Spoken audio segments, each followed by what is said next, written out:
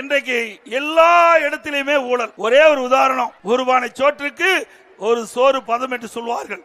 இன்றைக்கு மதுரை மாநகராட்சியில 150 கோடி சொத்து வரியில ஊழல் செய்யப்பட்டதாக, முறைகேடு நடந்ததாக திமுக அரசாங்கம் இன்னைக்கு பல்வேறு தரப்பு, அனைத்து இந்திய அண்ணா திராவிட முன்னேற்ற கழகம் கட்சி, இப்படி பல கட்சிகள் ஆர்ப்பாட்டம் செய்த விளைவு இன்றைக்கு வேறு வழி இல்லாம திமுக அரசாங்கம் அதிலே ஆய்வு செய்யப்பட்டு அந்த முறைகேடுகள் நடைபெற்றதாக அவர்களே ஒத்துக்கொண்டு பல அதிகாரிகள், மாநகராட்சியிலே பணிபுரிந்த பல அதிகாரிகள் இன்றைய தினம் சிறையிலே அடைக்கப்பட்டிருக்கின்றார்கள். அதே போல திமுக மண்டல குழு தலைவர்கள் 5 பேர் ராஜினாமா செய்திருக்கின்றார். நிலைக்குழு உறுப்பினர் 2 பேர் ராஜினாமா செஞ்சிருக்கிறாங்க.